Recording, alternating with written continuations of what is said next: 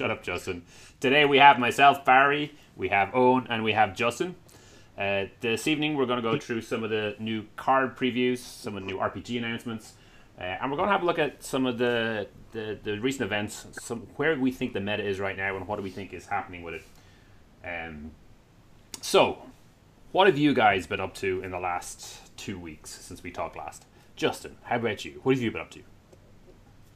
Yeah, I've been playing a ton. I've been building decks for multiple clans, playing them just to get a feel and an idea of where the different clans are in the environment. Been playing Phoenix as well, of course, and just playing quite a bit.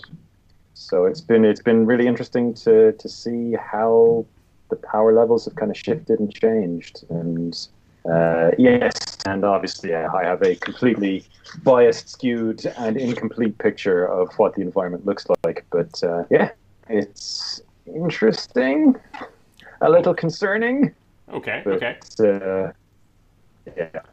Up here we managed to get a tournament organized for last Sunday. We had a bit of a drama when we found out that some of the prize support we had been binned because they thought the box we had prepped was actually an old box. And I'm pretty sure it's because FFG don't regularly update their page. So when the guys in the store went to check what was the current list of promos, the page they saw was the old list of promos, and they were like, well, obviously what we've got here is old stuff. Yeah, it was terrific. Luckily they had some other kits in there, so it turned out to be a pretty good event with lots of people getting lots of loot that we didn't realize was there, but it was a bit of a weird one. But yeah, point is, we've been getting some more games. We've been playing. I've been trying out this Dragon Dishonor deck. I've been sitting down with John, who is the Dishonor expert, and I've been losing a lot of duels, but winning a lot of games, which is a lot of fun. Owen, how about yourself? Yeah, I was at the end. I brought along my new crab deck with the Rhino in it. So before every game, I was like, guys, I'm playing with the Rhino just to try him out. I just want to get some reps in with him. I'll switch, but I'll throw in Shuichi instead if you prefer. But everyone was like, no, it's cool. We'll play against the Rhino. And it did pretty well. You were undefeated on the day. Yes, but it was a short casual day, but yeah.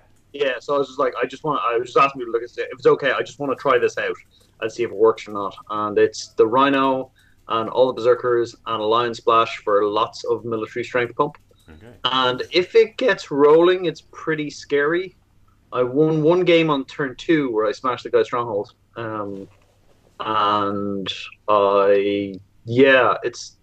It's a legitimately pretty scary deck. It's still somewhat clunky. There's a couple of things I want to work on about it, but it's getting there. It's getting there in terms of what it does. The Berserkers are so weird, man. They're so weird. But I wish there was one more good Berserker card, then I'd be really confident about it. And this Rhino is coming out in the Unicorn pack, right?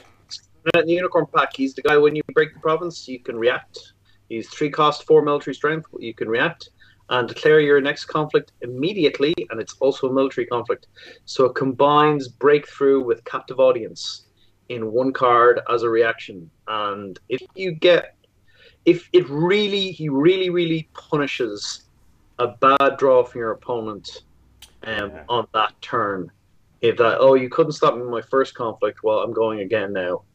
And there's a couple of things the Crab have that make that pretty scary, because the Berserkers, there's a lot of really big Berserkers with zip political, and be able to go, actually, we'll double tap this, and I've got Crisis Breaker, so if you block with more strength than me in any of my attacks, well, Crisis Breaker is going to slide the biggest Berserker in. So it's an interesting deck, and having Defend Your Honor for an actual cancel available to Crab is bloody marvelous. Yeah. And Wicked Tetsubo is actually ridiculous. It's just we couldn't play it before because we didn't have enough Berserkers. But Wicked Tetsubo has been like, a lot of people go, I'm set to 0. I'm like, yep. I'm like, okay. So if I Bonza, I'm like, no, doesn't do anything. You're still stuck at 0. Yeah. And that's pretty brutal. Pretty good against the tower decks, as I discovered in that one game we had. Yeah, basically. It's like, okay, let's set that to 0. I was like, okay. Can I see that card? It does what? Yeah.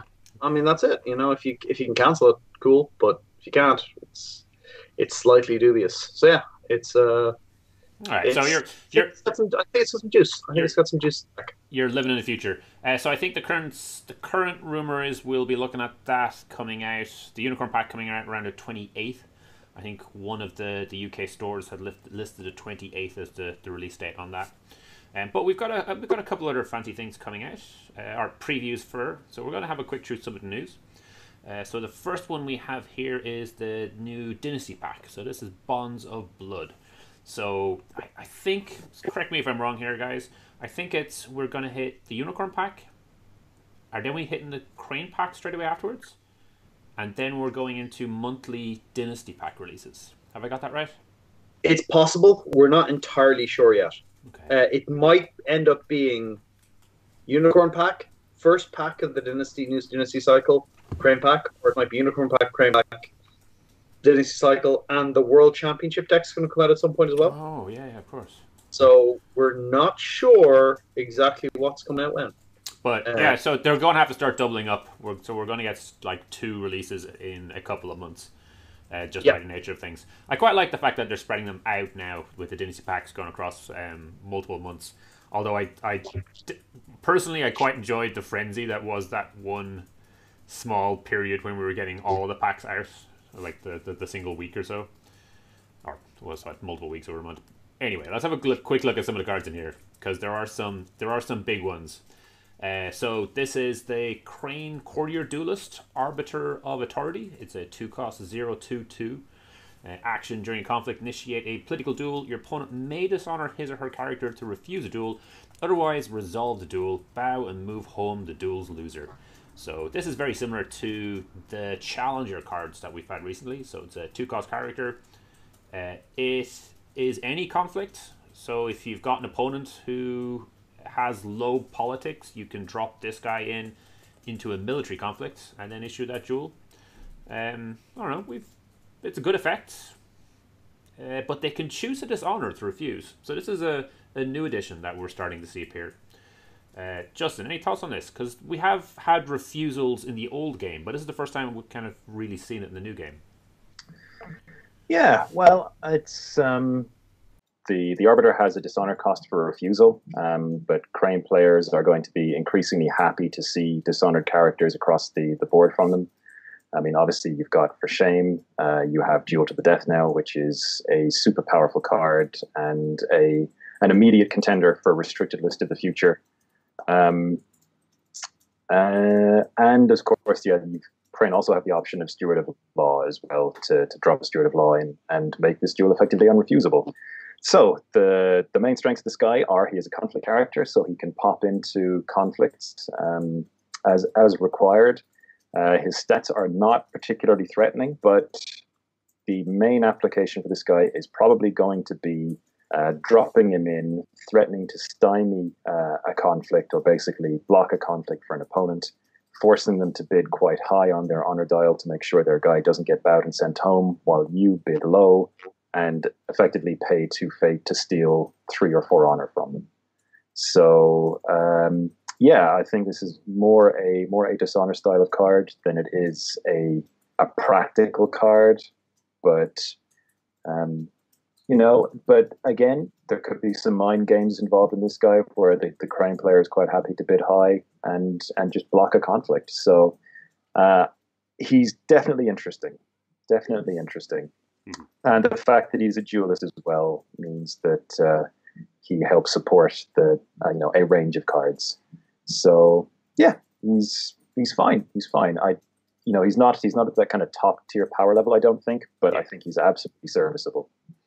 So before I move it on to Eoin, you were mentioning this next duel, the duel to the death.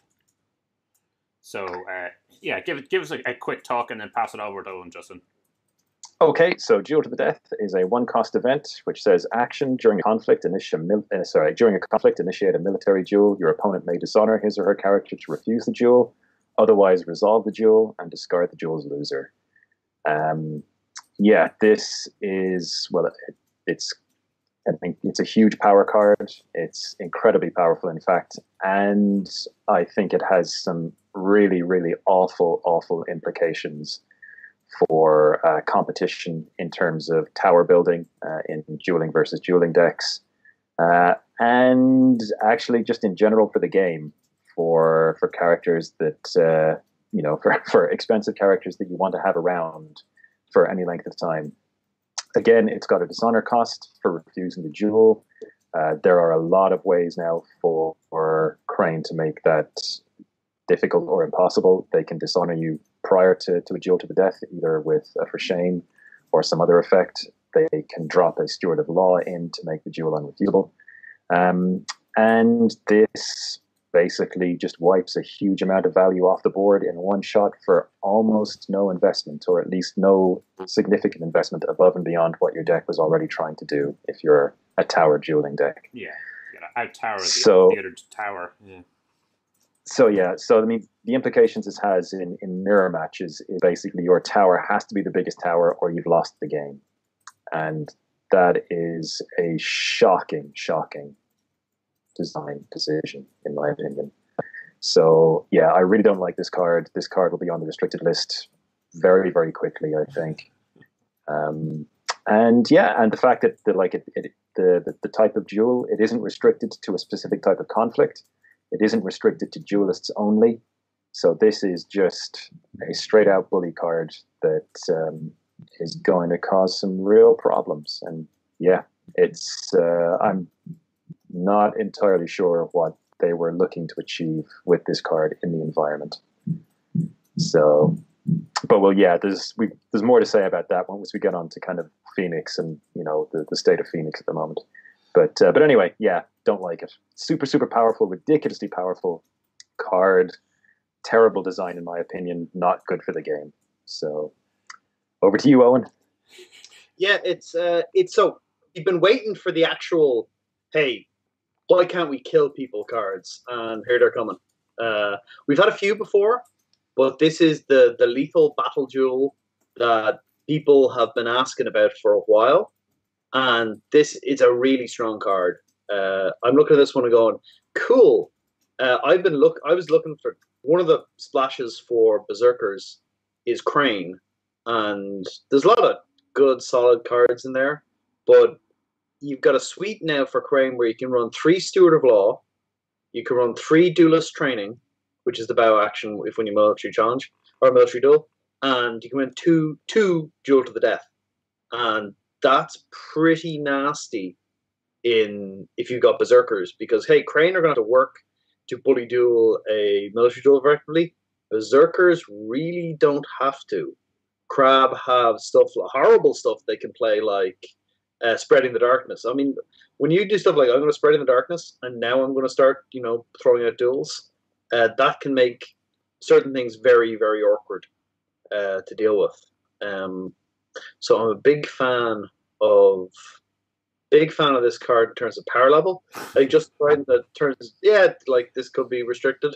It's going to be very unpleasant for people. People are going to lose to this card. They're going to flat out lose to it, and that's going to have to be something that people get aware of. 3 influence seems about right in this card. 1 influence would have balanced it. That's what I'm saying here. I'm not sure it would have. I think 3 seems about right. Makes it too hard to splash. It would be fairer if I could splash it. That's what I'm saying here. Yeah, not exactly probably what you want to do, but it's a good, powerful card. Is it too powerful? That's a good question. There are going to be some matchups where, like, we're seeing the tower more and more, so I'm not too upset about there being things to possibly deal with towers. But this card is the kind of thing a tower is much better using than dealing with a tower. I'm very interested to see this Fallen in Battle start to see a bit more play now, just because of a couple of things happening with it. That there are more, I'm going to throw this giant unit in the way and put off a bunch of nasty effects, and maybe not win the battle, but certainly pull off a bunch of nasty effects. Yeah. It'd be interesting to see what the meta looks like about that, because you're seeing a lot of, I've got this broken 5-cost or 4-cost personality, I'm going to keep them around forever. You can see, like, Toshimoko with a couple of attachments going, jump away, ooh, to the left, to the left. That, like, two of these, like, one of these is going to be rough. Two of them in a row is going to be backbreaking. That is what's going to be the case. And you're going to need to have some sort of reaction to it. So it's interesting. Is it just more action cancel for everybody? There are actions you just have to cancel. And this might be one of them. Yeah. I have to admit, I'm quite surprised by the style of it as well, because like we already had Miromoto Ratsugu, who seemed like he's a fantastic character, absolutely fantastic, but seems to have set a kind of model for how kill effects in the game should be. So if you had no faith, he killed you. If you had one faith, he removed a faith. With the idea that faith kind of represents maybe the number of lives a character has left, or something similar. But you've got a character with 3 fate on them, duel to death, instantly dead. The design comes as a bit of a surprise for me, especially, and obviously we've talked already about the dishonor being an option. You can always choose to dishonor your character, except you can't always. And Crane of all clans are absolutely fantastic at it.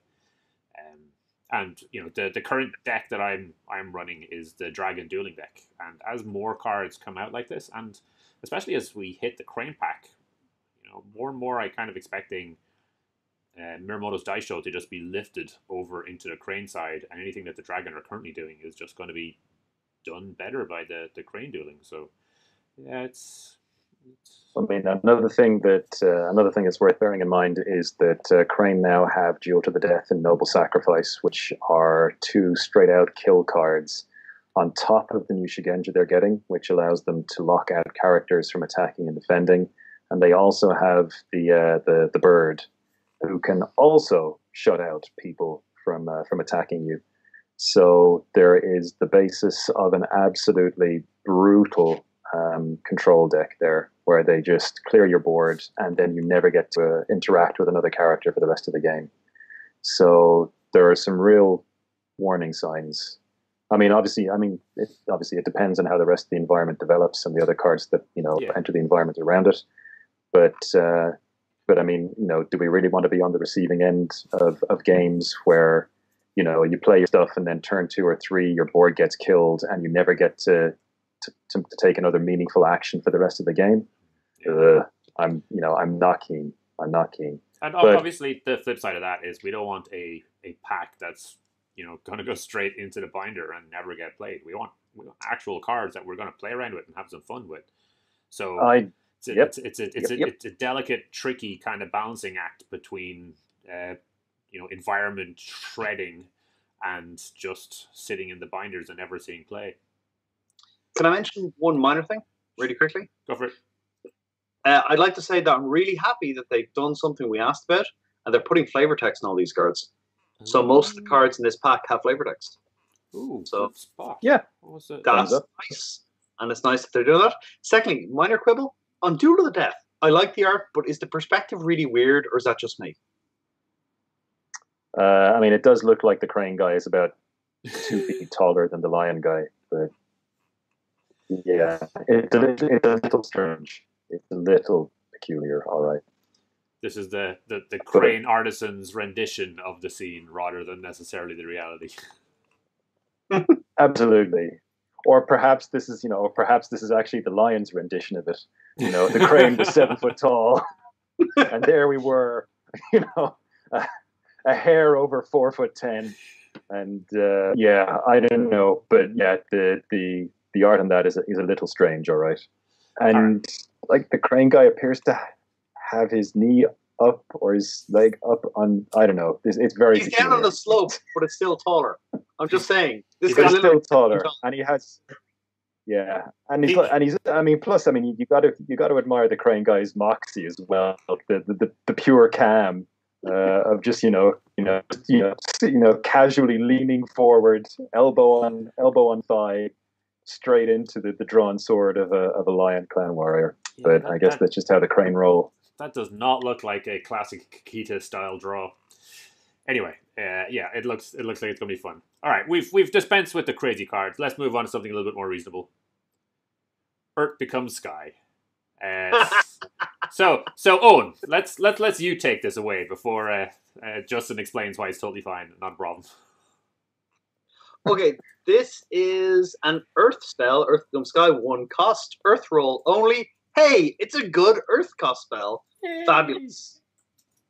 So this is probably the first Earth roll only card. Well, not quite the first, but nearly the first. That's genuinely amazing. Reaction: after a character an opponent controls is readied, bow that character. Now, old L5 players remember Earth Becomes Sky as this horrible card that said, "Hey, I drop a rock in your head, you can't do anything," you know? Yes. So this one is literally drops a rock on somebody. They're gonna ready. Oh no! Down you go again. SpaghettiOs. Down you bow. So if your opponent attempts to ready one of their characters with an action, you can bow them. However, you can also react to them readying at the end of the turn and bowing them. So that's pretty strong. There's no requirement to have a Shigenja.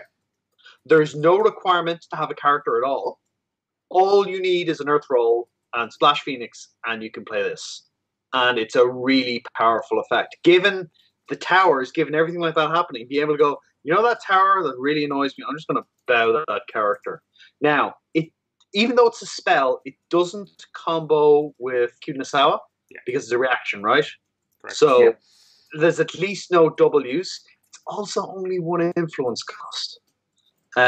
It's a really strong card. If you're splashing Phoenix or you're playing Phoenix and your Earth Roll, I can't see a reason not to play this. It's really, really, really strong because targeted bow actions in this game, like you need to be able to project forward who's going to be a problem next turn, but at the end of a turn, that's not too hard. So it's really strong against the big tower units. The guy's going, okay, this person's going to be a huge factor this turn. You go, nope, they're bowed. So their opponent actually knows when they're buying their guys, but it's still really, really strong. And double plays of this, because there's no restriction on playing multiple copies if you want to prevent 2 of their characters from straightening, very strong. Very strong, particularly in a game that can have critical turns very quickly. Like you play this on turn 2 going into a big turn 3, whew, that can be a paddling. That can be a real paddling. You could, if you had 3 in hand, you could just bow out 3 of your opponent's characters as you go into the next turn, possibly the last turn of the game.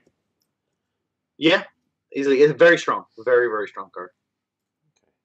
Okay. Justin, why is this card fine and nothing to worry about?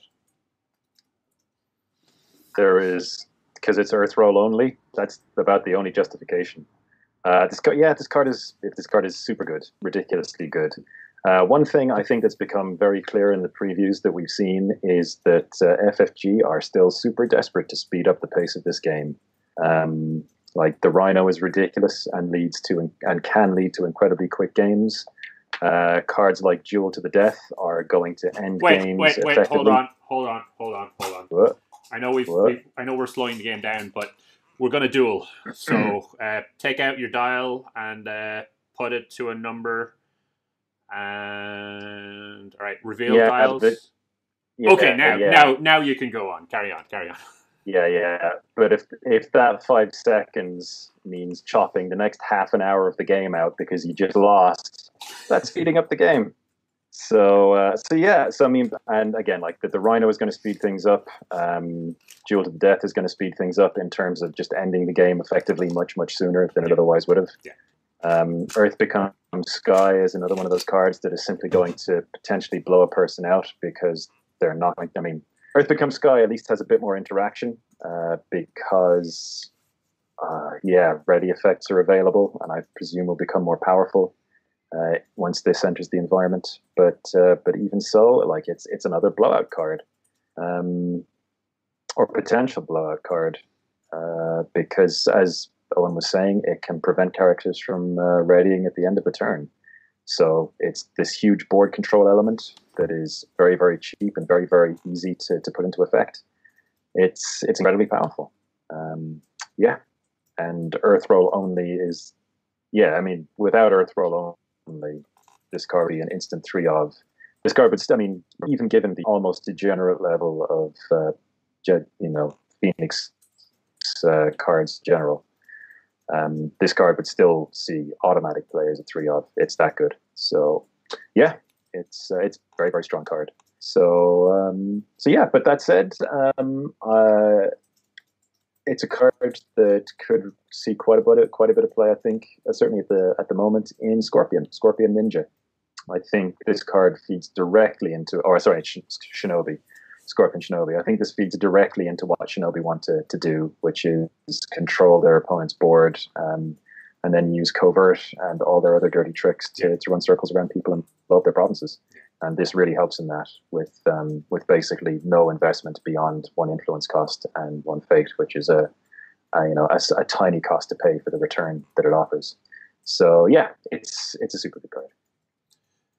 So yeah, I mean, some of the things we've said already, it is Urt roll only, and we've definitely been looking for cards to kind of boost the Urt roll. So it is actually nice to see.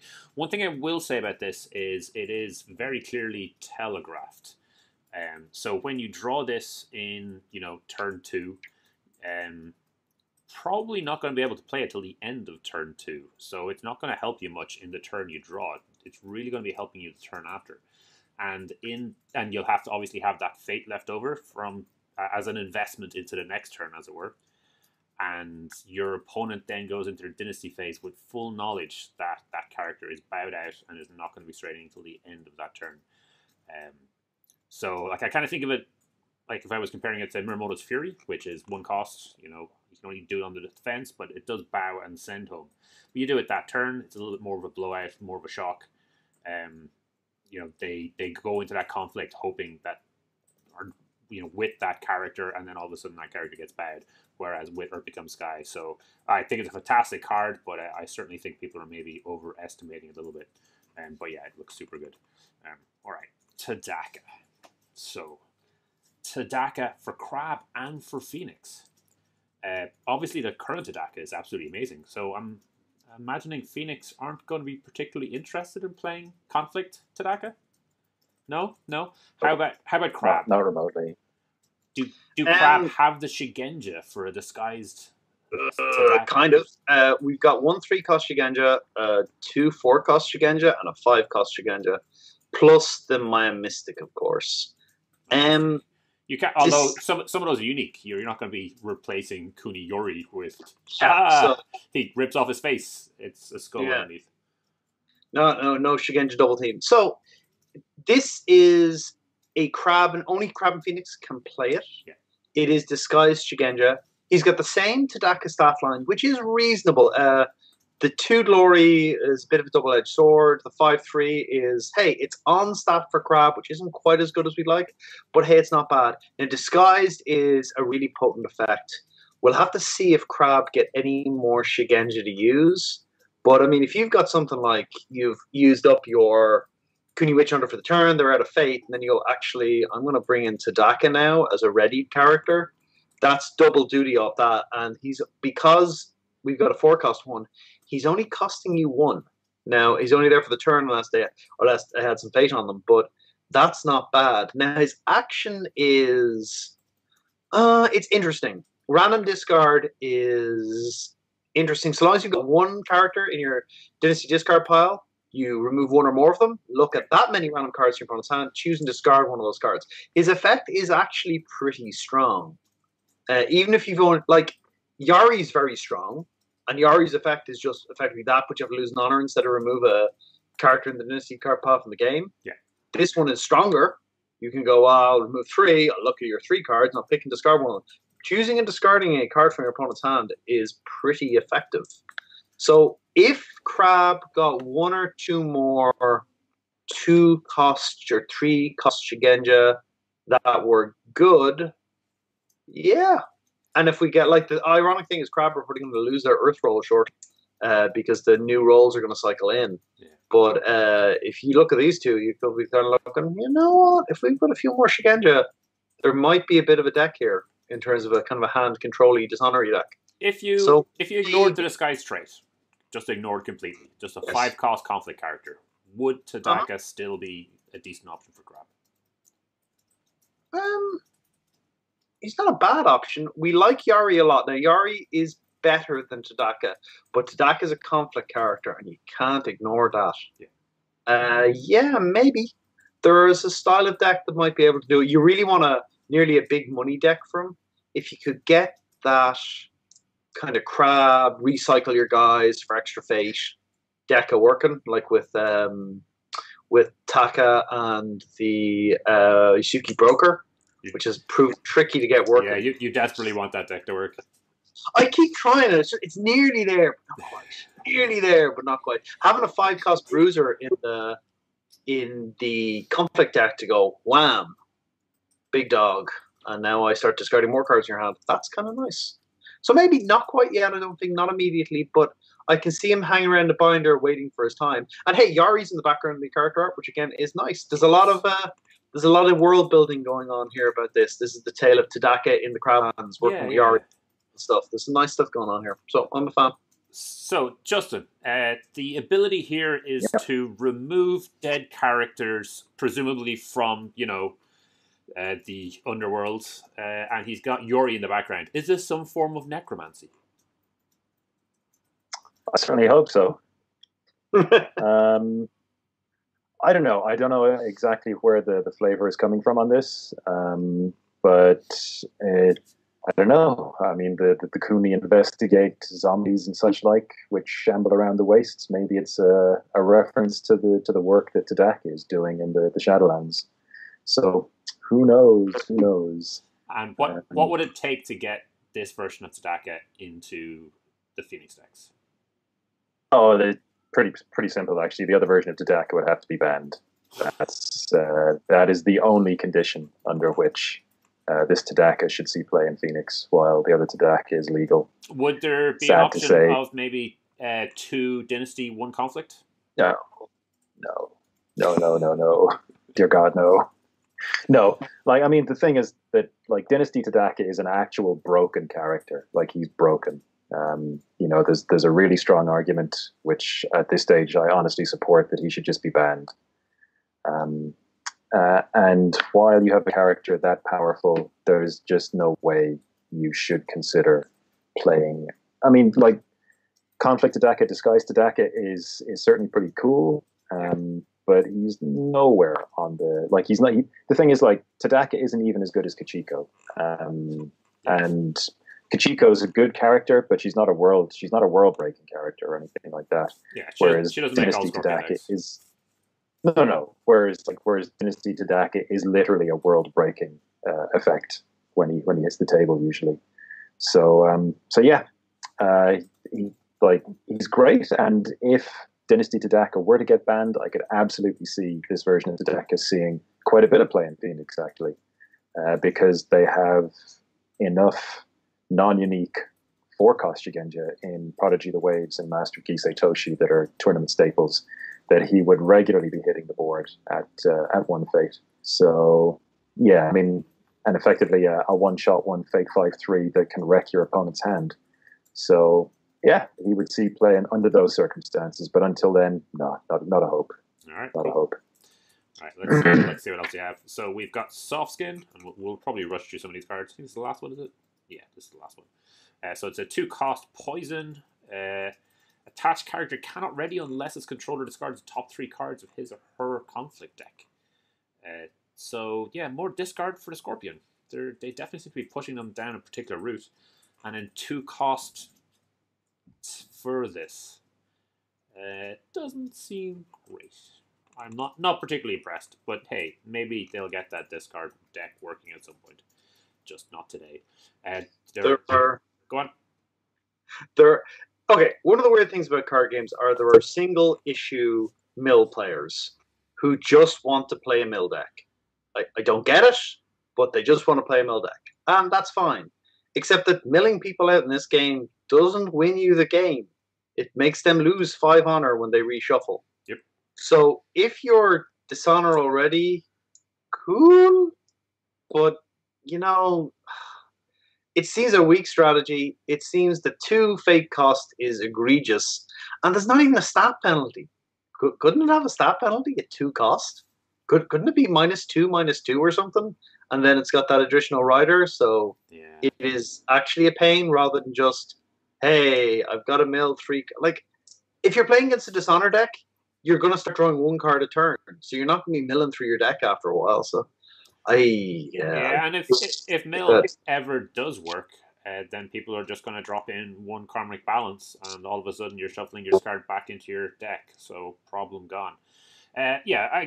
Maybe they're setting up for some new interactions with this. Maybe they'll be looking for cards that go through the discard and then react based on that or something along those lines. But yeah, we'll pack this away in a look at this later kind of scenario. So there are a couple extra cards in there in the fans. We don't have the full details, but we can see that there's a Scorpion card that gives courtesy. I think it is courtesy, which I think is the card draw one for the dishonored characters when they leave play, and then another Earth Province that's keeper only, where you cannot get buffs at it, so you're not going to bonsai when you're attacking that province. So they're interesting enough. Now, one of the things that they did mention with this is there are a couple of full art cards that you get as part of ordering directly from FFG. So, Owen, you were saying recently that they announced something at Gamma in relation to that? Yeah, Asmodee were talking about having less because the retailers are there, and presumably they're not super happy about the FFG online store having additional bonuses if you pre-order from them. Yeah. And Asmodee assured people that, we're not going to be doing this as much anymore, or maybe not at all anymore. So I don't know if this is going to be a short-lived thing. I don't fully get it. And I mean, it's kind of like one copy of each of these cards is just kind of a weird curiosity. Yeah. Like if you got 40 people together and you could make art backers out of them, maybe. True. It's like cool but random. But I can't imagine shops are happy about the idea of, well, you get more stuff if you order from our store, and people think, I like stuff, so I'll order from their shop. Like free shipping within the continental United States. For the US, I imagine that's a concern, especially if your shop isn't doing big, steep, regular player discounts or anything. Yeah, and then I did see some of the non-US players saying that there was basically no chance of them getting this because if they try order directly from the FFG store, they're doubling the price of the product because of the shipping. Absolutely. Anyway, yeah, that moving away is probably a good thing as far as I'm concerned. We definitely want our local game stores supported. We have a bunch of releases announced for the RPG, so I always think these are definitely worth keeping an eye on. Just before we get to that, I do feel it's I just want to comment or ask what the hell is going on in the art for the Bonds of Blood Dynasty pack.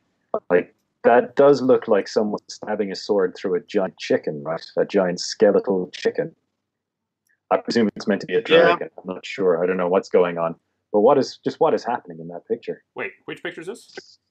The cover. The cover for Bonds of Blood. There is someone driving a magical sword through a giant skeletal chicken. Could it be a horse with wings or something? It's a pretty big horse. It's got spines along the back, which made me think it's got to be a dragon. But it's got wings. Are those wings? They might be wings. They're not really wings. It's got wings, then it's not. Yeah. Then it's If it's got wings, then it's not really it's not a Japanese or Asian dragon. I'm just curious. I really want to know. Yeah, absolutely. Yeah. I'm just curious to know. But yeah, giant skeletal chicken. All right. Anyway, on to the RPG. Moving on. So deep in the Shadowlands, where they have skeletal chickens, apparently. So we've seen this one already. This is the upcoming source book for the Shadowlands. We know there's a little bit of crab stuff in it. We know there's a little bit of falcon stuff and a few extra bits and pieces. So we got some extra previews in relation. That was cool. This is one of the books that have recently been announced. So Courts of Stone brings it back to the kind of political side of things. So this for me at least is super interesting. We're going to see more on the kind of subtle interactions, specifically with the crane and the scorpion. And I think the phoenix feature in this book as well. I think Kyudna Sako appears. Yep, there it is. So actually, I should double check who does these. The maps that have been appearing in the L5R books have been absolutely fantastic, and it's one particular artist. I'm trying to remember her name. I should have had it here. What I'll do is I'll stick it in notes because she is absolutely worth following on Twitter, just because she posts every time one of the books goes up, so you can kind of see some of the art that's been done. But I absolutely love it, like the cutout of the cities and the castles showing the, she's almost got, carts and tables set and stuff like that. So you can almost feel like you're part of the actual world. It's absolutely fantastic. But yeah, so that's focused on the courts. Again, they're doing a lot of beautiful pieces of art for these, which it was the exact same as we were talking about. These were FFG exclusive for ordering through there. So presumably after these ones finish up, they won't be doing any more.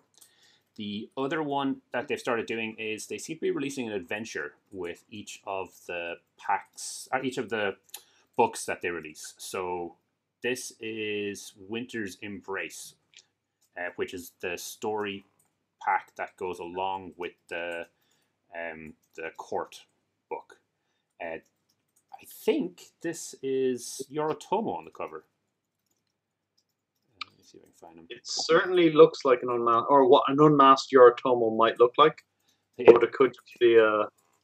So it does look like it's focused near the Mantis Isles because they've got a map focusing specifically on that area. It seems to be set in one of the winter courts, presumably with the Mantis turning up. So there is Kayuden Doji, which is another one of those beautiful maps. And they've got little tokens that go along with them, and they've got a boat, a Kabune ship with it. So it looks like a super interesting story.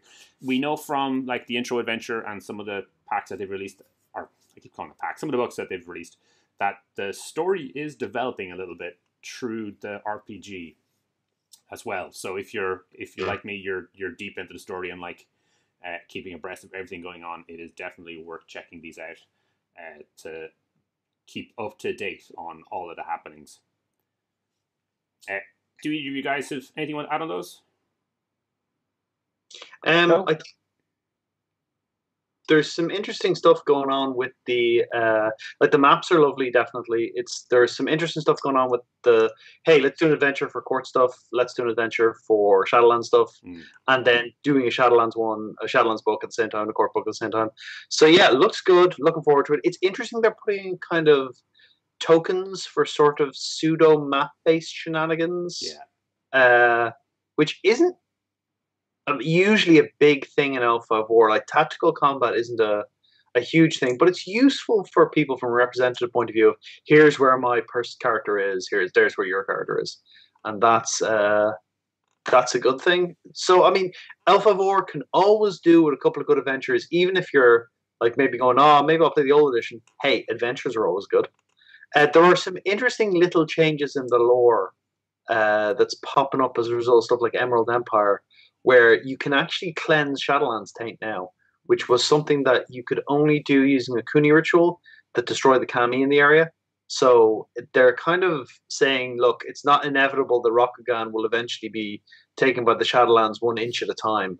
So that's good, I suppose. And it means you can do more stuff with like Oni showing up without being, well, now these lands are tainted and all these people are tainted.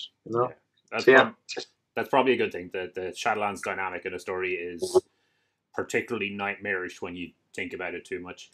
That artist who is doing those town and city maps is Francesca Baerald. So if you pull her up on Twitter, she's FBAERALD, and I highly recommend following her because she does some absolutely fantastic work.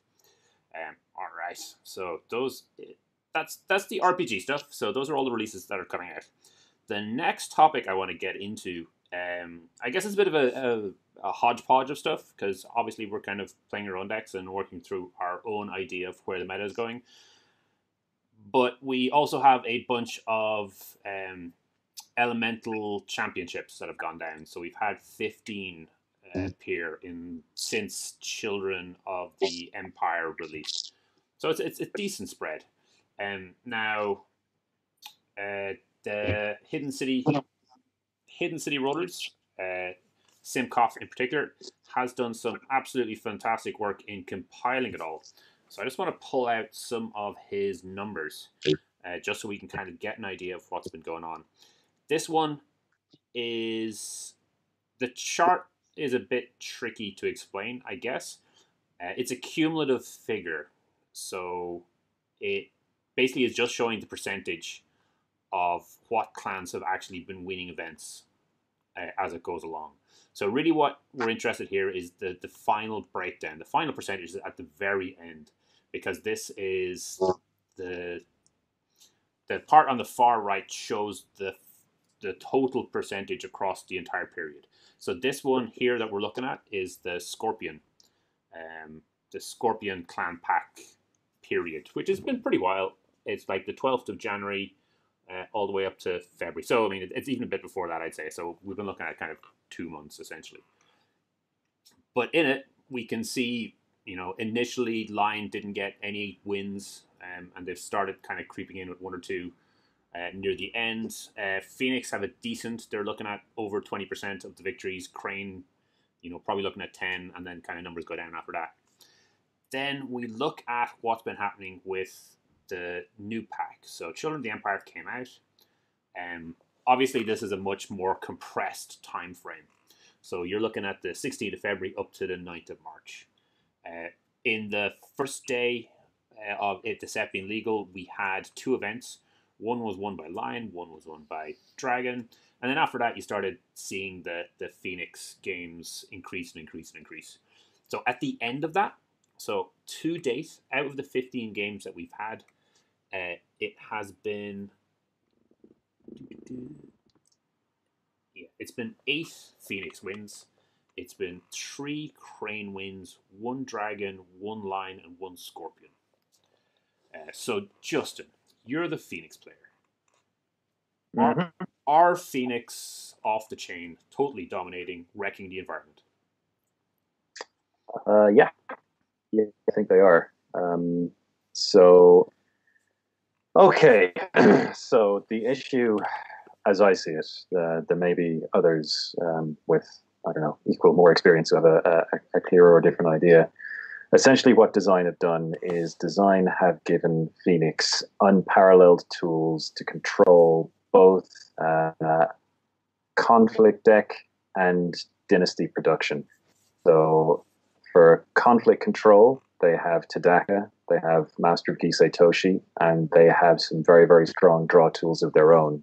So they have quite a dominant position in terms of conflict control. Like they should be ahead or leading their opponent in terms of conflict deck production throughout the game. And obviously you've got Kyuden Isawa to get extra uses out of very, very powerful cards like Against the Waves, Clarity of Purpose, Supernatural Storm.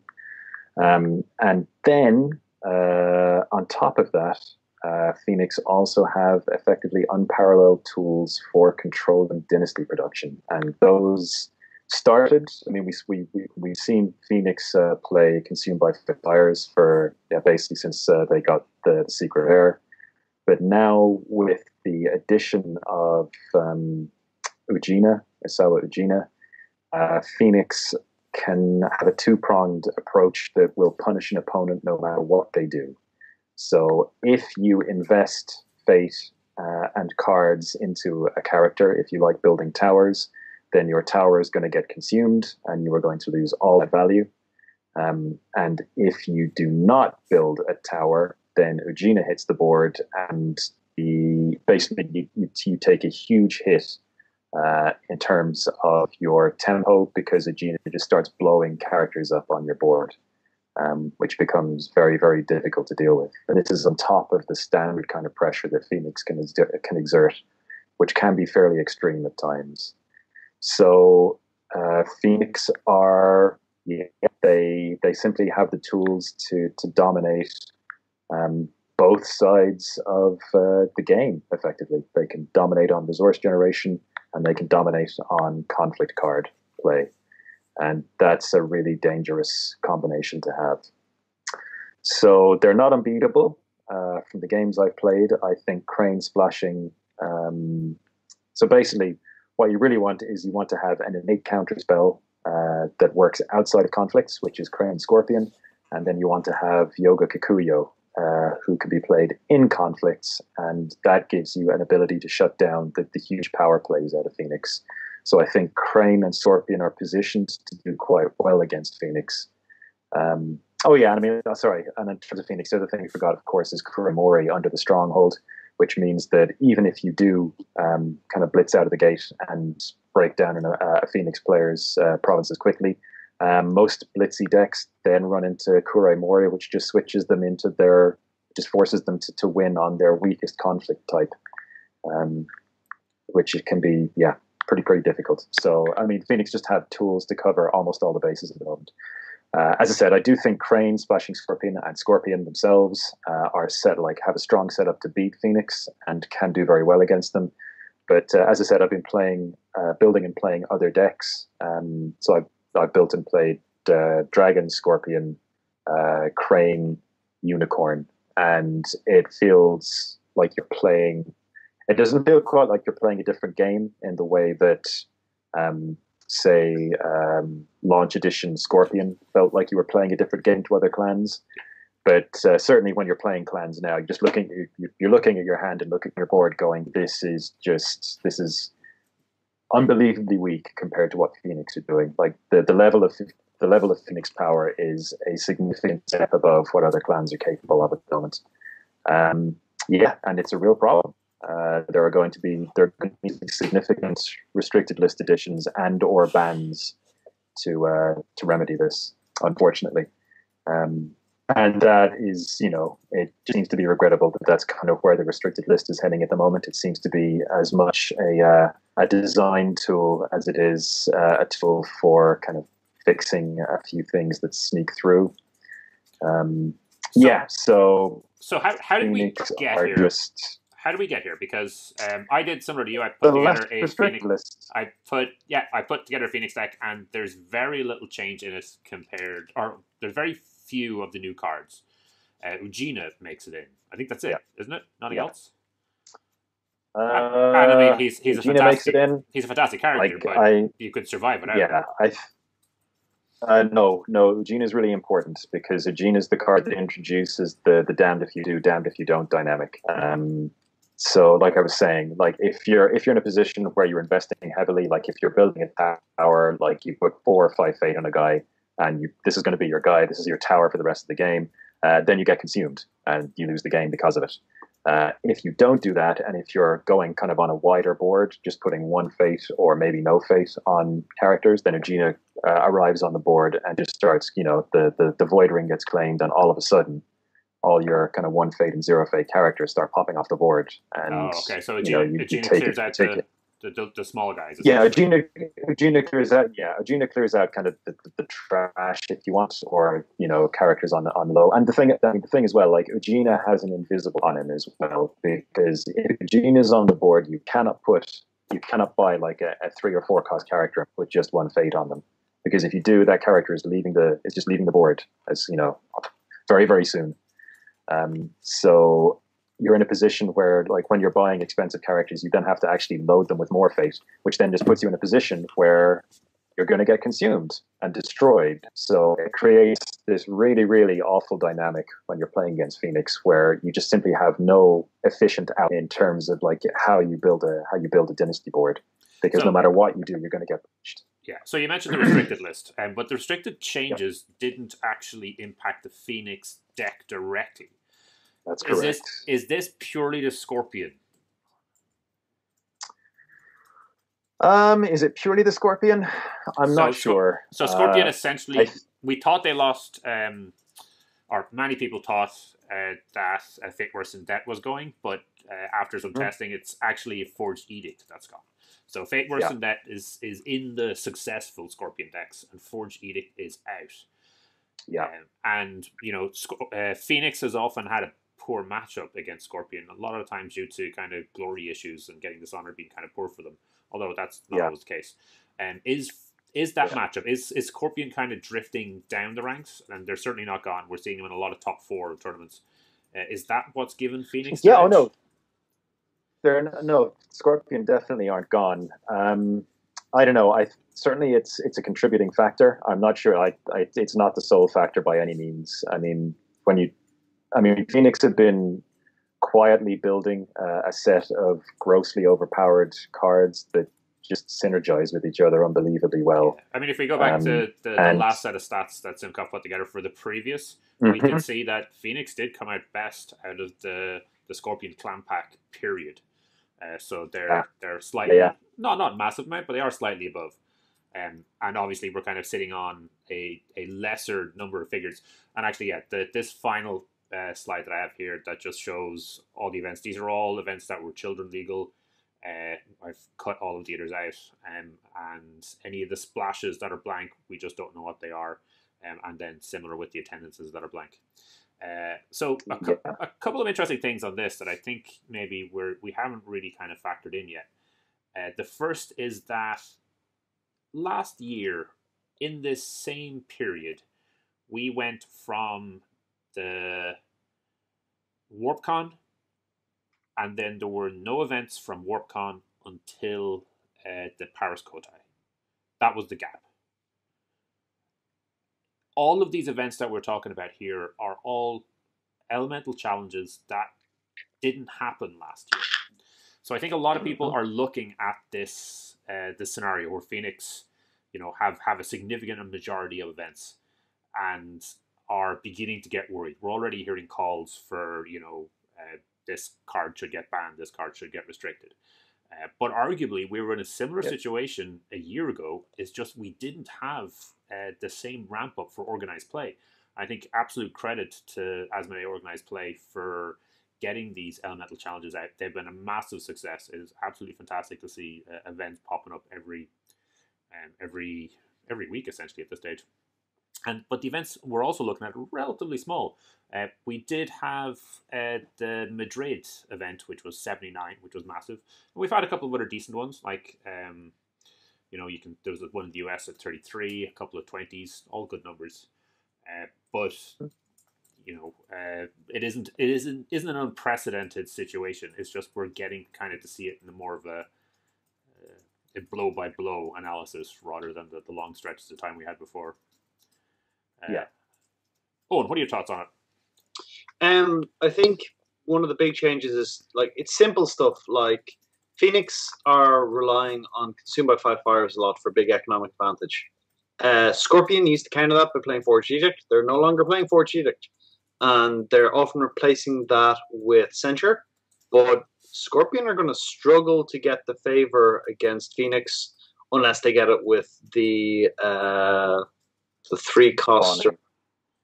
Fawning Diplo. Yep. Yeah. That's the only way they're going to get it against Phoenix. And favor controls can be very important in that matchup. So that gives Phoenix a negation edge. That's part of it. And the thing is, if you look at the restricted list for Phoenix, it's kind of like, okay, I can't play charge. All right, cool. Don't really have to make any other hard choices. Whereas other clans have to make choices about what they play. Dragons have been hit. So they can't play the all dot good stuff deck anymore. Scorpion have to make a hard choice. Crab have to make some choices that they weren't huge fans of. It's not as big anymore, but they don't really have to make any big choices. Crane don't have too many, and you're seeing the clans that aren't restricted in design, like Phoenix and Crane, really for the restricted list doing a bit better. So that could be a factor. But it's a lever they can throw. They can do another restricted list if they feel the Phoenix is getting too big. They could ban Tadaka.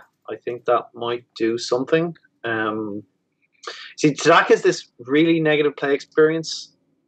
In some games he does nothing. That's the thing. It's just some games he does very little. But in the games he does something, he can often cripple your opponent in a way that they don't have any get out. Yeah. And one of the things about it I actually think is that one of the cards that's kind of subtly a problem card is Display of Power. And now Display of Power, you will probably lose province, all that. But the thing is that with Display of Power, you can't outplay the Phoenix character and keep them from claiming some rings. So if you're like, okay, I've got to get Void, so they don't get to trigger something, or they've got to get Earth, and you don't get to do that.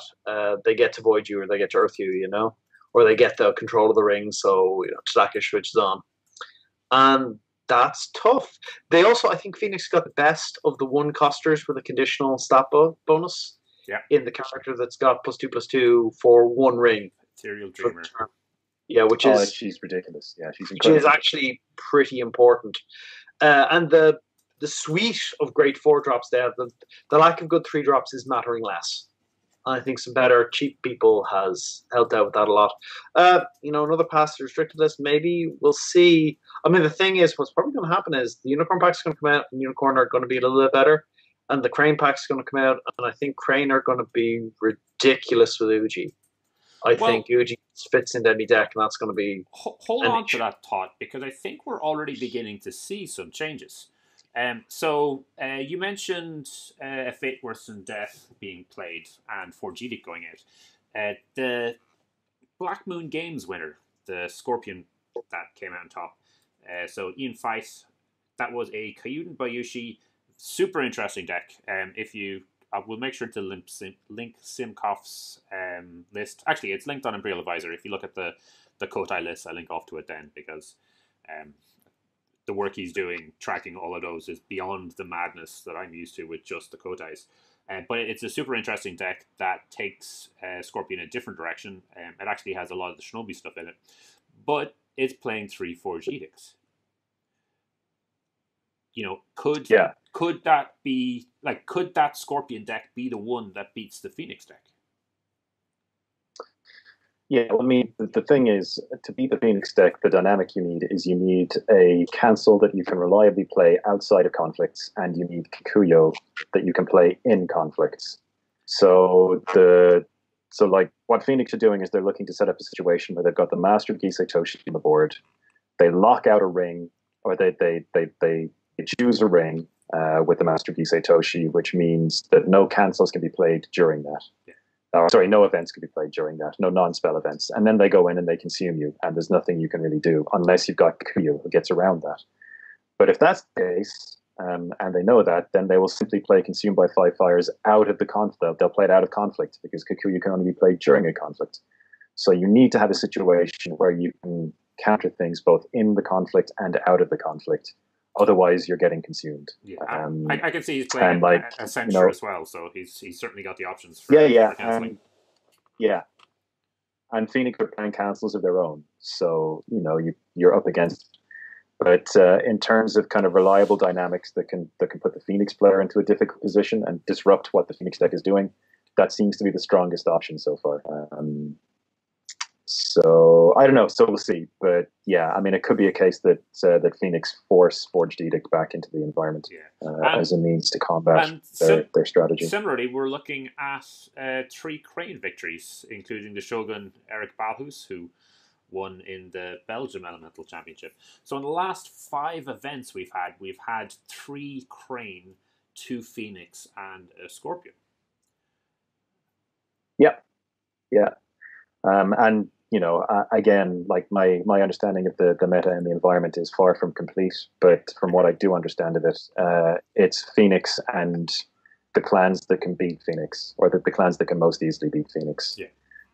I think Phoenix is that performing now. I mean, even when you're building a Phoenix deck now, you're like, how do I beat other Phoenix players? That's the main question you're asking yourself, which is an ugly position to be in a card game. I mean, it's where God Tier Scorpion was, back about a year and a half ago. Yes, so exactly. Phoenix have just kind of arrived at that again. Yeah, but honestly, I think Phoenix are even more oppressive than that deck was. Significantly more oppressive. So one of the things that I certainly have the feeling is that, and I know this is something we've discussed before, that sometimes the meta is artificially dictated by the internet celebrities. So in this case, I think it's fair to say that a lot of players listen to the J-Throne, because there are some absolutely fantastic players there. And we're aware that Anil and Shen have both switched from Dragon and Scorpion respectively over to play Phoenix. So we've already seen a couple of wins. I think we can actually see Neil in there at least once. Yeah, Neil's in there. And, we know what that deck list is. Similarly, we've got Rob Smith, who's won, I think this is his, fourth Elemental Championship. He's been wrecking his way through the UK recently. And that deck list is out there. But sometimes that kind of inspires people to go with the known meta and to kind of try either shift to that deck or focus on trying to beat that deck, or just it kind of fitting into kind of preconceived notions on what is the right way to go and what isn't the right way to go. And then to drag us in a slightly more controversial area, there have only actually been 5 European events. There have been 15 in total, 9 US, 1 Canadian, and 5 European. And out of those 5 European, Phoenix won 2, and Crane have actually won 3. Is Crane dominant in Europe? Oh, what do you think? Historically, they. Okay. Oh, sorry. My opinions on American versus European are pretty well known. Oh, not by the audience. We've been keeping on the down low. Okay, cool. Right, so, over the course of time, American and European playstyles have traditionally been different. One of the things about American playstyles is they're often a lot more aggressive. They tend to play less cards that function in multiple matchups and instead pursue their own victory creation very strongly. And the American meta tends to be a lot more homogenous than the European meta, because the European meta has different play groups speaking different languages. You get a much more diverse meta, and there's less, this is accepted as the best deck, and everybody build your deck that way. And that's the way you play, and that's the cards you play. Nobody plays anything any different, and everything's nice and settled. Yeah. Over the years, playing off of War, both in the old edition for 20-something years, and the new edition, I watched American players come to Europe, not many, I'll agree, but they came to Europe and they never won anything.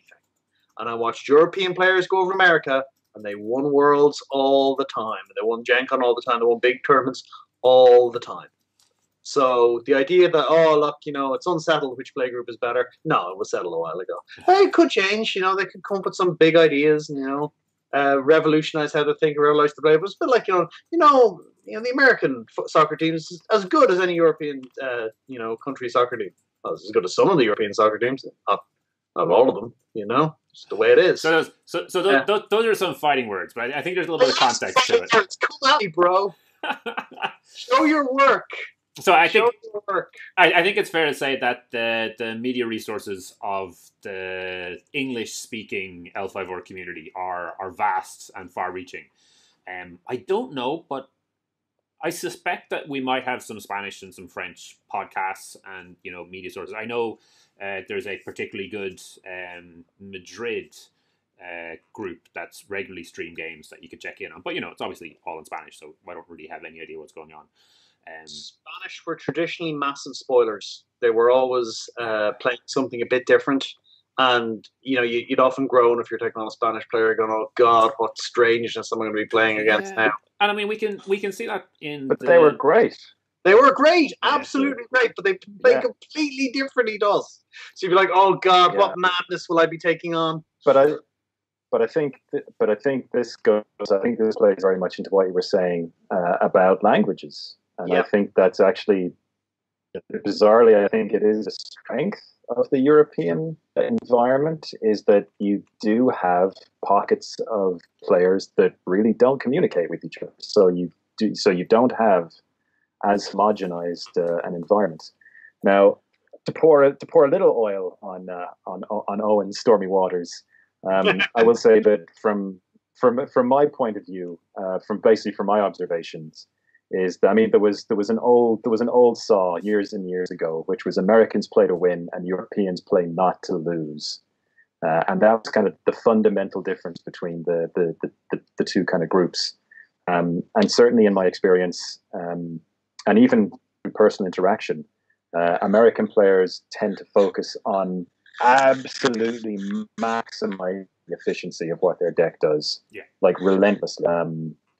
Whereas the European approach is to be a bit more cognizant of what an opponent is doing and to put in measures to stop that or stymie that.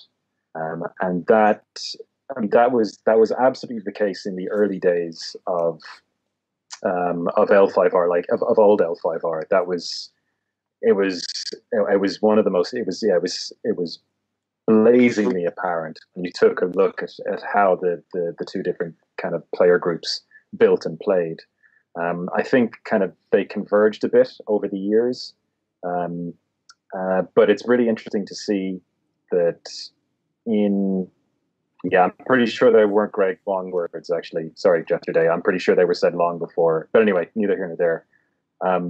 But it's just really interesting to see the same kind of hyper efficiency coming out of the American play groups. Whereas again, in the European play groups, you tend to see an awful lot more kind of scattered one-offs or just plain weird stuff in their decks, which is still finding success. And this has always been kind of a source of tension, I think, where the Americans look at these slightly inefficient European decks and go, "You're all idiots. You could easily increase the efficiency of this deck by 5% by making these simple changes." And you have the European. Ooh, I think I'm losing you.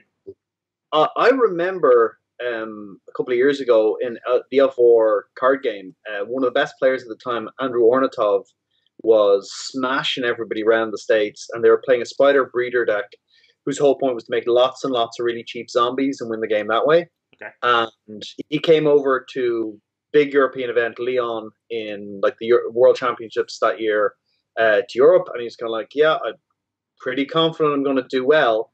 And he came to us at the end of the tournament, a shattered man. He said, I had 1.5 Claw and Shells, which is a card that destroyed zero-cost characters like free zombies, in every game. What is wrong with you people? They just expect, why are you playing so much meta? I was like, because Europeans, we play meta. That's how it goes, yeah. They looked at my deck and said, "Owen, you're in your 40-card fake deck, or which conflict deck, you have 37 reactions." And I'm like, "Yeah, I like reactions, man." So yeah, it's it's a bit like that. So I think you had more diverse. Like at the moment, you've got a couple people saying this is the meta, this is the way that it works, this is the only thing that wins, and it's a good, comforting place if you think you go to a tournament where you have all the answers and you've got your order of operations ordered in your deck and you've got your play automated. It's very comforting to be able to play that way. It's scary to see people play cards that they shouldn't play. How often have you sat next to somebody and someone gives out to you for playing a bad card? And you go, "Yeah, but I beat you." And they go, "No, yeah, but it's a bad card. You shouldn't be playing it. It's bad." "Yeah, but I won with it." That's not the point. You'll hear an argument like that all the time. And Europe, you're a lot more likely to hit what are going to often be termed bad cards. They're not necessarily bad cards. They're just kind of corner case cards. There's a lot of cards in the current format which are inefficient and maybe not terribly good. There's a lot of two-cost attachments that are kind of efficient and not very good. But if you get them off, it's like, oh, well, that was ugly. Like Wicked Tetsubo, it's like, it's very expensive, two-cost. And then you actually use Wicked Tetsubo and you're like, ooh, this is a problem. This is a big problem. And yeah, a lot of it's very, very situational. Like it depends on what your environment looks like. Are you expecting 50% of them to be bringing crab? In that case, you probably should be playing against that crab matchup, even if it's not necessarily what you'd expect to see in a top four. And I think this is definitely something that was kind of cropping up last year, where I think Fro described some of the European decks as banana decks. I'm not quite sure where he was going with that, but obviously it wasn't a good idea. But the idea that there were like crazy cards were winning and it made no sense. Why were they playing these inefficient cards? Where Anil's, and like I played Copy Test, it's a true work of joy as far as I'm concerned, is just lean efficiency. It is pure, how do I win and how do I win more? Obviously, there are a couple of considerations, a couple of meta cards where you're like, you play your clouds, you have your let goes, the kind of standards. And I think the Phoenix deck that we're seeing now, for me at least, it played very similar to that test deck.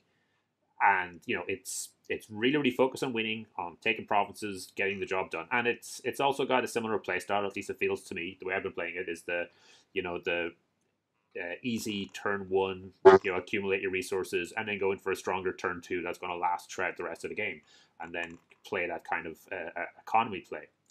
But I'm wondering if it is going to be some of the smaller pockets, like the hungry players, or the Paris contingent, the Madrid guys, who are going to be finding the options, are going to be finding those meta cards before we start seeing them crop up in the US, or whether it is going to be the case that Phoenix is just dominant and have the options to win it.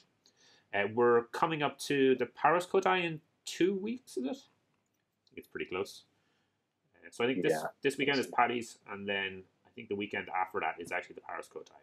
So that one is going to be interesting. Obviously, if we get into a situation where we're looking at the top 8 and it's all Phoenix, we definitely have an issue. But if it's been like most of the events have lately been, where you've been seeing like a range, like I think most of the events have had one Phoenix in the top 4, a Crane, a Dragon, and a Scorpion seem to be kind of numbers that pop up every so often. And obviously you'd like to see a few of the other clans in there, but even though Phoenix have been winning a lot of games, it feels quite healthy. And I can't help but get the feeling that while the Phoenix deck is probably the strongest deck in the environment, that the options are out there, and once players kind of adjust, we might start to see a little bit more of a balanced environment from the numbers. Tell you what, like, if you're really hating on Phoenix, if you're really finding it miserable playing against them, you could splash Scorpion in your deck and run Yogo Kikyu and maybe even Forged Edict if you've got enough courtiers. And that will honestly severely test any Phoenix deck. It'll make certain things miserable for them. Because they rely on their spells going off occasionally. And when Kikyu goes up, I actually have a cancel that and I'm going to put this free 2/2 into play. That's an unpleasant day. Like, the Discord League banned Kikyu because she was too effective against Phoenix. The only card they... Okay. I need to give some context to this, because we certainly could go on a rant, because we personally and privately have definitely mocked that particular decision. Yeah. But okay, so because they want to kind of keep the play current without constantly having to stop people, redo their deck list every time something else comes in, they let the players change their deck lists in the early parts of it. Once they get into the final cuts, then you're locked into a certain deck list. But what they were finding was, coming up to the Phoenix matchups, because you knew who your opponent were, a lot of players were just subbing in a bunch of Kikyus because it was a strong play. Now, obviously that's a problem. So to adjust to that, they banned Kikyu overall. But then some decks, like Marios, was already playing Kikyu in straight up tournaments. I mean, he played it down in WarpCon.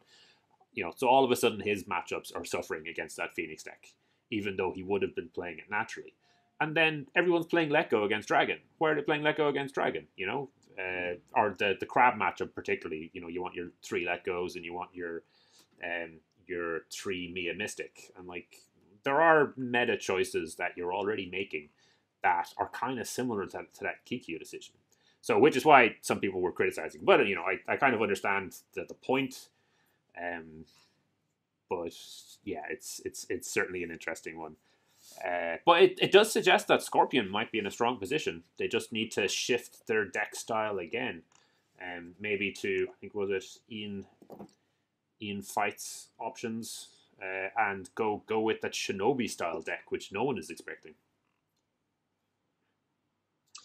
John would like to mention that saying that Kikyu was banned for being too effective is, a flawed argument, because Let Go exists and wasn't banned. And presumably people would slot in Let Go against Dragon decks or whatever. I completely agree with him. I agree. I think we should ban Let Go too. I think Let Go should eventually get banned. I think it's too efficient for what it is. So but it was actually interesting, because I was thinking, the way I think they made a change late in development, because for a while Maya Mystic bounced attachments to your hand. Yeah, we saw that in previews. The original, because you saw from the beta decks, the free attachments were all limited, so you can only play one a turn. And I think what the attachment destruction used to do, like let go, was actually return the attachments to your opponent's hand. So it meant that if you played a 2-cost attachment, someone could let go of it, but only bounce it to your hand. Or they could Maya Mystic it, but only bounce it to your hand. But that cost you fade. And it meant that, hey, I'm playing down like Fine Katana. Well, that's my limited card for a turn. It gets bounced. Okay, well, now I can't play any more limited cards this turn. And it meant stuff like Doom Shigenja actually had a cost rather than this thing. Oh, it's got this theoretical cost. Are there any other limited cards? There's some. Not many. There's some. Correct me if I'm wrong. It didn't destroy itself at that point either. It was just an action you could take. Yeah, it was just bounce. Yeah, because I remember there was some interesting interactions with that where, you know, your character was about to leave play, so you'd bounce an attachment to hand so you could drop it on someone else, or you could end up with the same sword in 2 different conflicts because you were bouncing between them. There was a lot of kind of fun stuff that was happening with that. So, I mean, I can understand why maybe they shifted that. But yeah, it's interesting with the different design choices. I'd actually like them when they're doing a second edition of the game consider going back to that, because I think that's an interesting option. If attachment destruction was very rare, and instead of attachment destruction, you had a lot of bounce, where you just put an additional economic cost on it, so they don't have that major issue of, well, my guy died, so I lose my guy and my attachment. That sucks. My attachment just died. Well, I guess I lose my attachment, you know? Yeah. So I'd like to see something like that, and I think that was an interesting design space. And it's certainly not like, you know, Doom Shigenja is ridiculous because limited stopped being a restriction. Like, if limited was still in on the free attachments, you wouldn't have seen Neaton Master be an absolute beast, because it's like, well, whatever. But like, have a look at the Ethereal Dreamer. Like, the Ethereal Dreamer is very, very similar to the Doom Shigenja in many regards, but not limited. And yeah, obviously there's no other limited cards, so the only thing that the Doom Shigenja can't do is make 2 in the same turn. You have to kind of spread them out, whereas the Ethereal Dreamer, you can. So, I mean, obviously with the design of choice, and, you know, times change and shift, and things are happening. Oh, and so we've talked about banning Tadaka. How do you guys feel about Mirumoto's Daisho? Because I have, in the games I played, once it got into a setup position, so I've got my character in play, I've got my Mirumoto's Daisho, and I've got a hand of duels, and I've got some stuff in, you know, on the character. My opponent a lot of time was looking at it going, well, I can't attack and I can't defend, so I guess I don't do anything. Because if they did, I was just going to duel them 5 or 6 times in a single conflict, and then they're going to lose by dishonor. Some players have been suggesting that that's essentially a negative player experience, an NPE. And based on that, even though no one is saying the deck is busted or out of control, that maybe it is a card that should be looked at. Justin, what do you think on that? Yeah, I mean, I built Dragon Dueling and I played it in a few games, and I mean, as Eoin was alluding to earlier, you know, 2-cost attachments. Actually, 2-cost attachments in this game are generally utterly cancerous. They don't see play because of the huge opportunity cost of let go. If you spend 2 fate, put down an attachment, and someone let goes it, that's just terrible. But if they do stick, they can cause horrendous problems. And Mirumoto's Daisho is another one. And yeah, I mean, I started off playing 2, and after 2 games was like, nope, 3 straight away. This card is ridiculous. Yeah, there were games with some warm welcomes just in case. Yeah, I mean, there were games against there was a game against Scorpion where I was down to 2 or 1 honor. You know, apparently right on the cusp of losing the game, except that at the end of the first conflict, I was on 6 honor and doing fine. So yeah, it's pretty crazy, and it's the fact that it isn't limited to a single use per turn makes it absolutely abusable. It would have been nice to see, you know, reaction, maybe use it up to 6 per turn. That might have been a better way of going about things, and still quite flavorful because you get the whole two uses thing. Yeah. But yeah, it's some card. So the fact that we have heard a couple of reports of games where players started on starting honor, and at the end of the conflict was dead. Yeah, I could believe that. So yeah, no, I could totally believe that. I think like the issue, I mean, what pushes the dice show over the edge in terms of opportunity cost is that the other kind of 2-cost attachments do something really nasty, but they don't end the game if they go completely, if they go off. Whereas Mirumoto's dice show can absolutely just end the game if it's not dealt with. So yeah. It's an incredible card, and it really needs to be looked at probably, which is a really sad thing to say because it's a tremendously cool card, and it's great to see 2-cost attachments that are actually worth playing. But if a 2-cost attachment has to break the game to be worth playing, then that is maybe an issue with Let Go rather than anything else. So yeah. All right, so we've gone through a lot of new news. We've talked about the decks we've been working on. We've looked at the environment. We've insulted the Americans. Is there anything we're missing? Enjoying the game at the moment. I'm really enjoying playing. Yeah, definitely. I really am too. I know.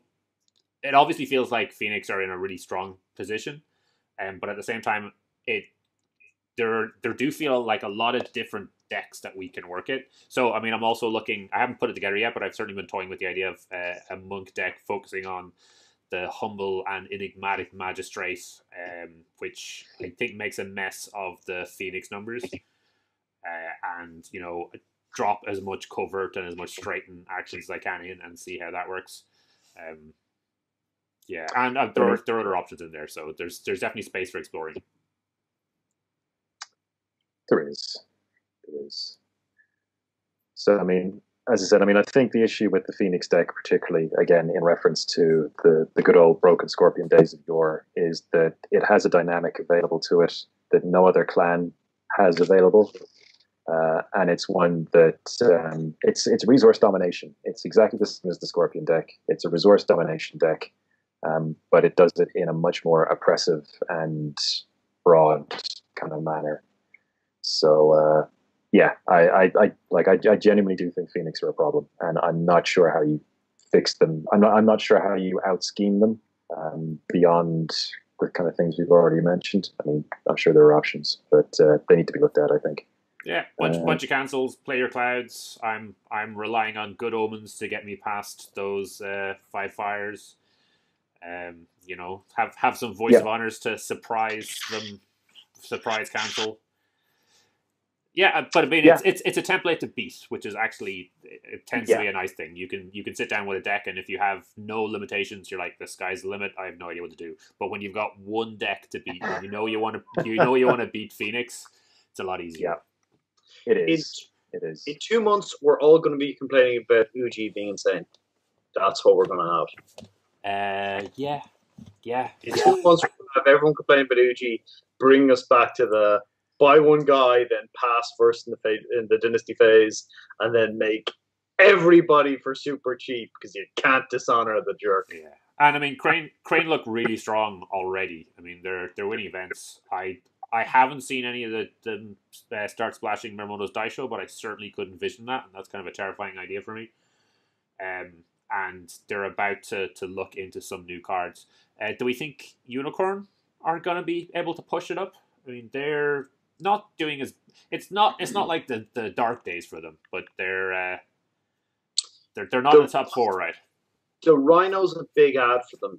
It's very strong in Crab with the Berserker, but it's got a lot of play for them.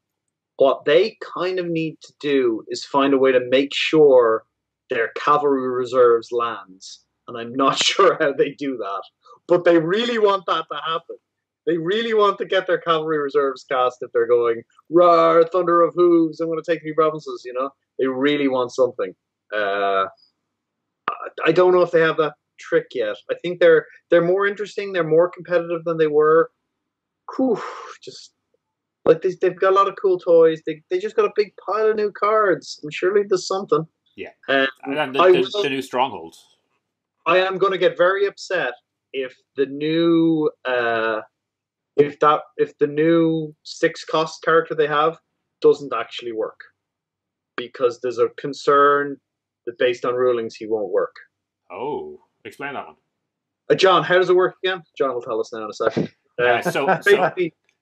So tell us what the card is first. While so it's 6/6. So when he enters play, he's 6-cost 6/6. When they enters play, your opponent can reveal any number of provinces. For every one that they don't reveal, you put 1 fate on the character. Okay. So no, there's a slight wrinkle. They can reveal any number of non-stronghold provinces. That's it. Yeah. And then it gets 1 fate for every unrevealed province, including the stronghold province. So it's always guaranteed to have at least 1 fate on it, and possibly a ton. Okay, so what's the problem? He has a then clause. Yeah. Oh, so if they don't do anything, the then clause doesn't... That's it.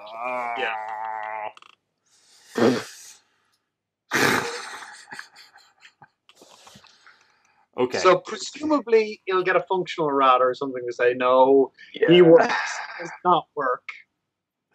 This is why it's important that designers fully understand the rules of their game.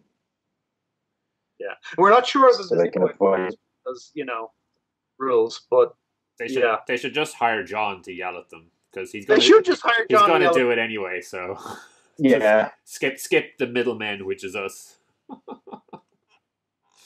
All right. Well, hopefully they'll sort that out. And actually, will we see it actually? Yeah, will it be an actual errata, or will it just be ruled? Because that's what happened with the recent Crane personality as well. It just works. Damn it! Just wallpaper over it. I'm sure it's fine. Actually, do people have any requests for stuff from us? Because we're going to be reviewing cards they dribble out, but we're otherwise going to be just playing a game.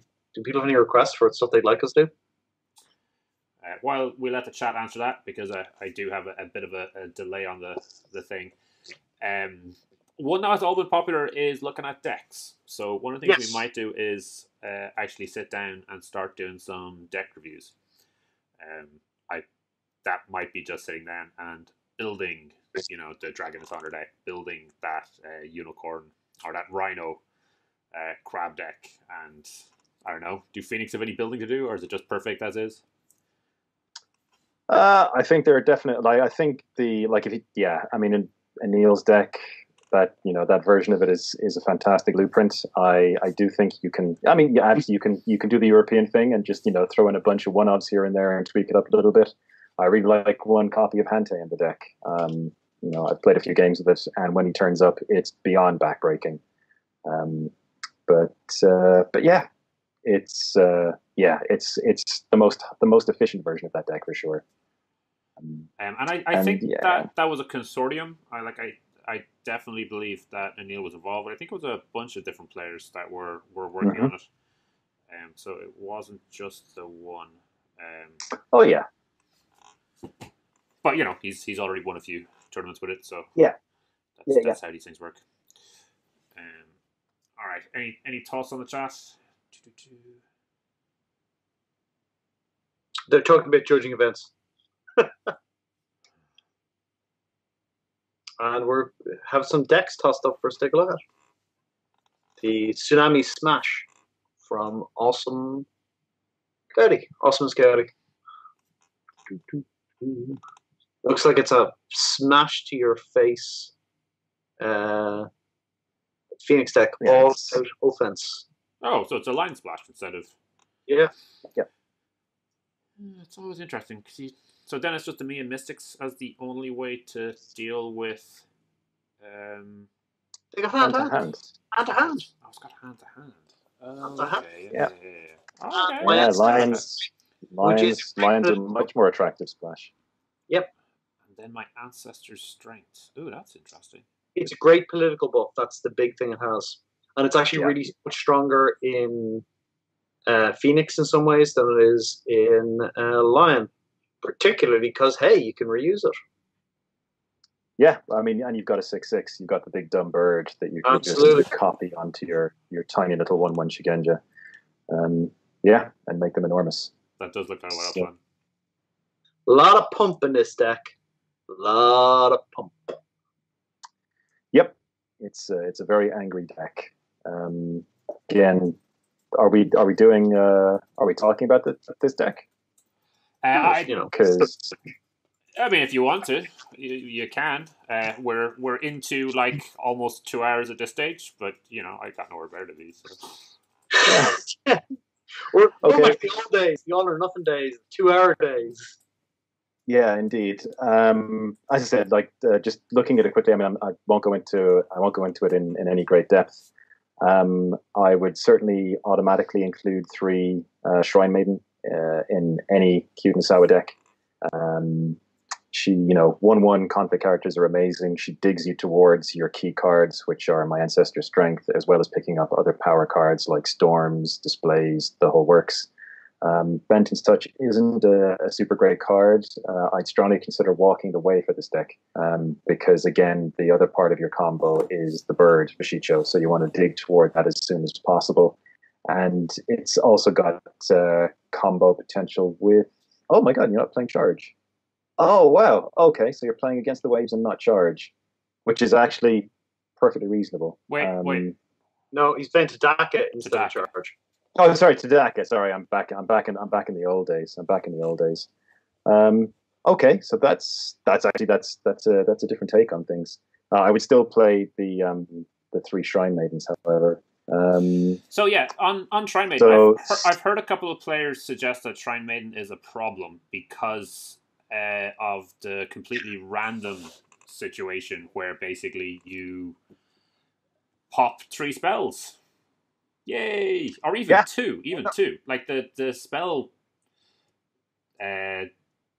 density is ridiculous. Yeah, it's about 8. It's usually kind of about 17, 18, 19, between that. I'd say an average of 17 to 18. And yeah, like Shrine Maiden is another problem card. The potential for drawing multiple spells off her is pretty high, and yeah, it's free cards, and it's not like the spells that Phoenix are playing are bad cards, because they're not. They're all amazing. So you are drawing like the serious power cards of your deck. She's helping you draw those. So yeah, no, she absolutely is. No, actually, I'd need to going through this now is going to be difficult, because it's fundamentally because it's not running Charge and is running Tadaka instead. It's actually quite a different build, the one that I'm more familiar with. I'd need to sit down and actually analyze this a bit more to figure it out. But we could definitely take a look at it next week or next time. All right. But I do like that. I do like Vassal Fields. I think that's a really good card. Really interesting card. Yeah, and with the obviously you're not sure whether you're going to see them up in the top ranks or not, but that Unicorn Splash, the new 1 cost 2 military character or conflict character they have, that just shuts it down. Yeah. That's a definite reason to not run. So Vassal Fields, what are your options? Upholding is the standard. Yeah, and it just shuts down Upholding. But you also had Public Forum, which the new guy also switches off. No, I think Vassal Fields is like the thing with I think Vassal Fields is certainly a viable option in kind of like the Phoenix Ugina consumed deck, because it's another way of attacking their fate. So they bump into it, you eat their fate. Like they bump into meditations, you eat a fate on a guy. So you constantly just attack their resources, and you go after them relentlessly. So I think it's absolutely a viable option there, and pretty decent. I mean, going into a conflict with 1 or 2 fates and having that 1 or 2 fate eaten is never a good feeling. Yeah, and a lot of conflicts you go in with just the 1 fate, because you just need the 1 fate. Those are all the options you need. Yeah, absolutely.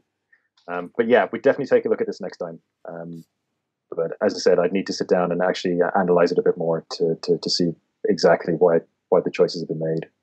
So, all right, let's start wrapping this up. So, thank you for listening to episode 46 of Imperial Advisor. You can check out our content on imperialadvisor.com, and you can keep up to date by following Imperial Advisor on Facebook and Twitter. So we are going to be signing off for 2 weeks, and we hope to see you after that. So that'll be after Paris. So we will have a better idea of what's going on, and hopefully we'll have a good chance to look at the decks from that, and we maybe will talk around that a little bit more. All right, have a good one. Take it easy. Thanks for listening. Bye. All right, do the Irish bye. Bye. Bye. Bye. Bye. Bye. Bye. Bye. Bye. Bye. Happy St. Paddy's Day. Char, char, char, char.